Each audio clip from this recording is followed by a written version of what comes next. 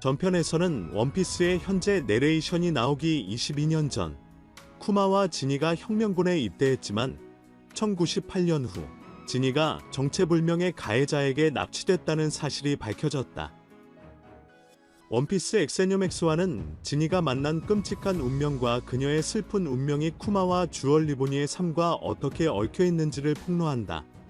보니의 탄생이라는 제목의 원피스 1098장은 오다의 걸작 전체에서 가장 슬픈 장 중 하나가 될 것입니다.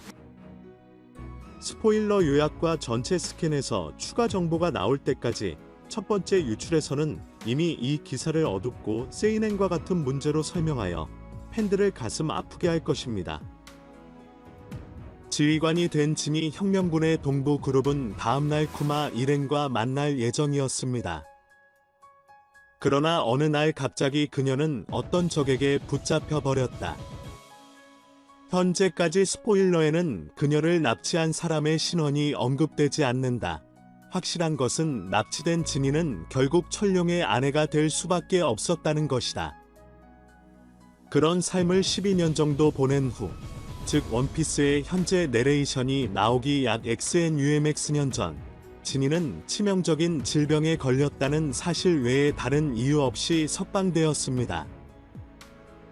몇 년 전, 지니는 실레스첼 드래건즈 기간 동안 다른 많은 사람들과 함께 죽도록 고안된 어린 노예였습니다. 인간 사냥 토너먼트 가드밸리에서 조직되었습니다. 대회의 상금이 공개되는 통신을 도청한 그녀는 해적을 유인하기 위해 섬 외부에 신호를 보냈고 해적의 도착으로 인한 소란을 이용하여 탈출을 목표로 했습니다.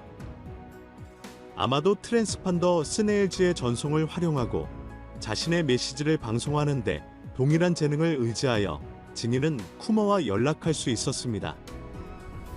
그러나 그것은 그녀가 병에 걸리기 전 마지막 순간이었습니다. 통화 중에 쿠머는 지니의 위치를 추적했습니다. 즉시 그는 사용자로서의 능력을 사용했습니다.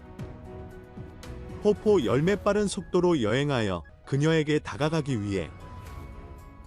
불행하게도 그가 도착했을 때 지니는 그와 거의 말을 할 수 없었고 곧 죽었습니다.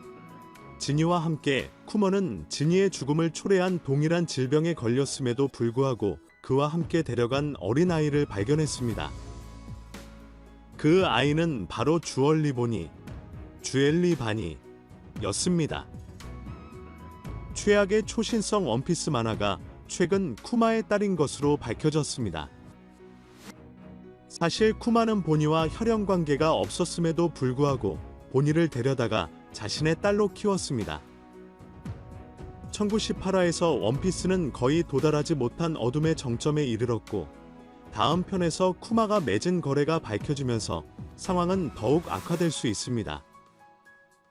세계 정부 적어도 바니의 생명을 구하기 위해 쿠마와 지니의 마지막 대화는 보기에 정말 괴로웠습니다.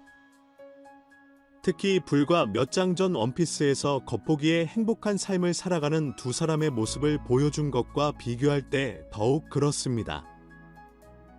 쿠마의 뒷이야기 그가 견뎌야 했던 것은 단순히 비인간적이었기 때문에 점점 더 비극적이 되었습니다.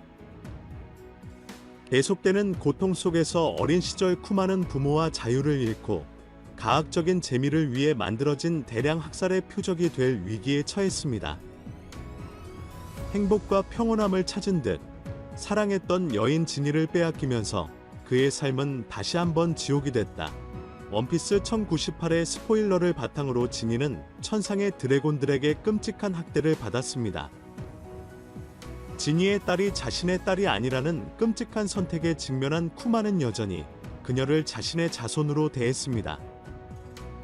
실제로 바니는 쿠머를 다정하고 사랑이 많은 아버지로 기억합니다.